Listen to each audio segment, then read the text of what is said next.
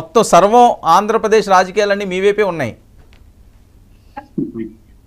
ఏంటి సార్, కుటుంబ వ్యవహారం, కుటుంబ గొడవకి కారణం రాజకీయాలు ఆడేనే సార్.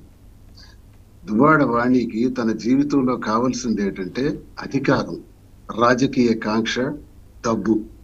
నేను ఇప్పటికి 5 సార్లు ఎమ్మెల్యేగా పోటీ చేసిన సందర్భాల్లో నువ్వు పోటీ చేయకు, నేనే పోటీ చేస్తాను, నాకే ఆ టికెట్ రావాలి, లేదా నిన్ను ఖచ్చితంగా ఓడిస్తానని ప్రతి ఎన్నికల్లో కూడా నాకు ఇంట్లో గొడవలు జరుగుతూనే ఉంటాయి. పెళ్ళై 30 ఏళ్ళయింది. 30 ఏళ్లలో కూడా చాలా సందర్భాల్లో ఇటువంటి డిస్ప్యూట్స్ మా మధ్య జరిగాయి.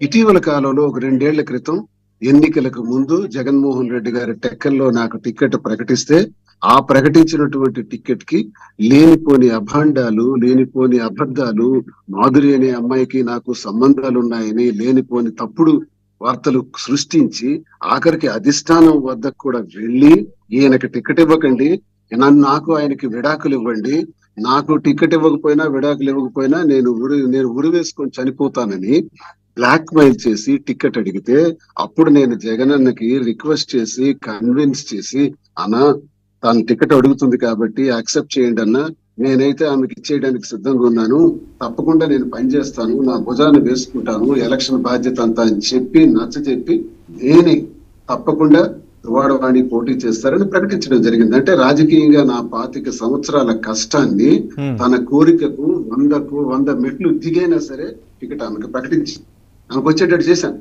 కానీ ఏ దుర్బుద్ధితో అయితే టికెట్ తీసుకుందో, ఏ స్వార్థంతో అయితే మాట్లాడి అధిష్టానం దగ్గర ఆమె టికెట్ పుచ్చుకుందో, ప్రజల వద్ద దువ్వాడ శ్రీనివాస్ మీద లేనిపోని మాటలు చెప్పి అబద్ధాలు చెప్పి ఈమె టికెట్ తెచ్చుకుంది, ఈమెను మనకు ఎందుకు గెలిపించాలని ప్రజలందరూ చీత్కరిస్తే, ప్రజల్లో గ్రాఫ్ పడిపోతే మళ్ళీ నేనే పోటీ చేయవలసినటువంటి అవసరం వచ్చింది. నేను పోటీ చేసినప్పుడు కూడా అచ్చెన్నాయుడితో చేయి కలిపి ఆ సొంత గ్రామం లింగాల వలస దరి ప్రాంతాల్లో అందరికీ ఫోన్లు చేసి సైకిల్ గుర్తుకు ఓటేయండి, దువ్వాడ శ్రీనివాస్ ను ఓడించండి అని చెప్పి విపరీత ప్రచారం చేసి ఎన్నికల్లో నా ఓటమి కారణం కూడా అయింది దువ్వాడ వాణి.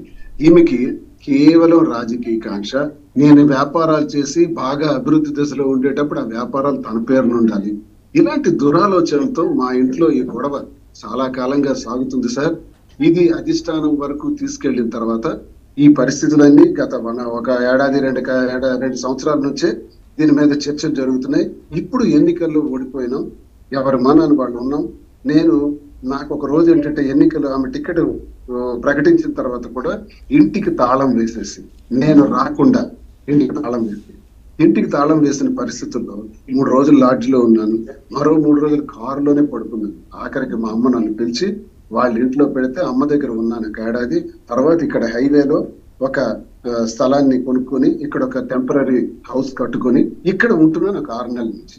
ఇప్పుడు ఇంటి మీదకి దాడి చేసి ఏమంటే నా కూతుర్ని పంపిస్తే కూతుర్లు వస్తే వెళ్ళనండి, కూతుర్ని గుండెల్లో పెట్టుకొని ప్రాణప్రదంగా పెంచి వాళ్ళకి డాక్టర్లు చేసి వాళ్ళు ఉన్నత స్థాయికి రావాలని కలలు గని ఎన్నో ఆశించిన నన్ను ఆ కూతుర్ల బుర్రల్లో విషబీజాలు నాటి తండ్రి మీద వ్యతిరేక భావాలు నూరిపోసి ఆ కూతుర్లు నన్నే ప్రశ్నించేటట్టు చేసి ఆ రాత్రి మొన్న 8వ తారీఖు రాత్రి వాడు వచ్చేటప్పుడు నేను కిందకి దిగెళ్ళాను లోపలికి తీసుకుందామని.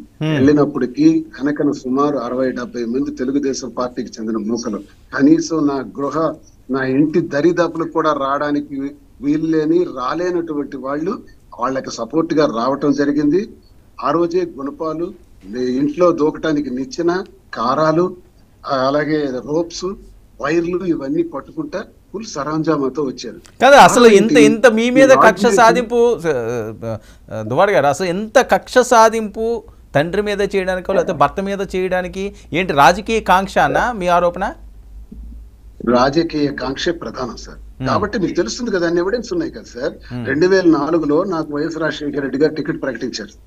కానీ ఆ టికెట్ అతనికి ఇస్తే మేము పనిచేయము, మేము ఎంపీగా ఇండిపెండెంట్ గా ఇస్తామని రాజశేఖర రెడ్డి గారికి కూడా, రాఘవరావు వాణి తండ్రి వాణి కూడా వెళ్ళి రాజశేఖర రెడ్డి గారికి చెబితే, రాజశేఖర రెడ్డి గారు నన్ను చెప్పి శ్రీను నువ్వు తగ్గిపో ఆమెకు టికెట్ ఇచ్చేద్దామని చెప్పి 2004లో కూడా బ్లాక్ మెయిల్ చేసి టికెట్ తీసుకున్నారు. 2024లో కూడా బ్లాక్ మెయిల్ చేసి టికెట్ తీసుకున్నారు. వాళ్ళకి అది అలవాటు సార్.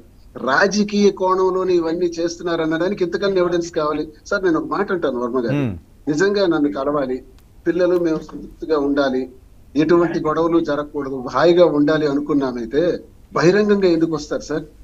4 గోళ్ల మధ్య మాట్లాడుకునే వ్యవహారం కుటుంబ వ్యవహారం. కుటుంబ వ్యవహారాలు దుబాడ వాణిలాంటి ప్రతి ఆడది కూడా, ప్రతి స్త్రీ కూడా అనుకుంటే, భారత స్త్రీకి వాళ్ళ పాదాలకు మనం శిరసు వంచి నమస్కారం చేస్తున్నాను. ప్రతి భారత స్త్రీ ఇలాగే అనుకుంటే ఒక్క మగాడైనా ఇంట్లో ఉంటాడా సార్? ఒక్క కుటుంబమైనా నిలబడుతుందా సార్? నేనైతే ఏంటి, నా భార్య అయితే ఏంటి అనుకోవాలి.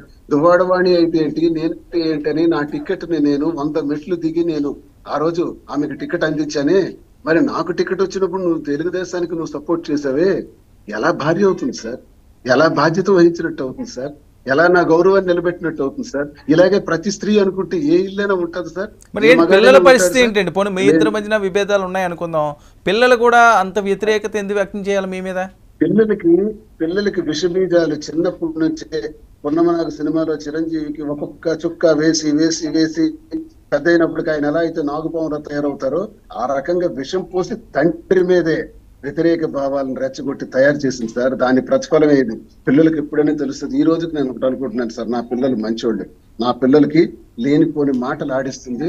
పిల్లల్ని నేను ఎప్పుడు జీవితాంతం నా గుండెల్లో పెట్టి చూసుకుంటాను. వాళ్ళ బాధ్యతలు నావే, వాళ్ళ సర్వస్వం నాదే. ఎన్ని ఆస్తులన్నీ కూడా రాసేసినాను. ఒక ఏడాది కాలంలో గత 4వ నెల 18వ తారీఖు 2023 నుంచి ఈ రోజు వరకు సుమారు 1,40,00,000 రూపాయల ఖర్చుల కోసం ఇచ్చాను, ఖర్చు పెట్టుకున్నారు. ఇచ్చినవన్నీ చెప్పకూడదు. కుటుంబంలో పెద్దగా ఏ భర్త అయినా ఏ తండ్రి అయినా చేస్తాడు, కానీ నా పరిస్థితులు ఇలా దాపురించాయి కాబట్టి వాస్తవాలు ప్రజల ముందుకి మీ ద్వారా నేను తెలియజేస్తున్నాను. అన్ని ఇచ్చేసాను, నా చేతిలో చిల్లిగవ కూడా లేదు.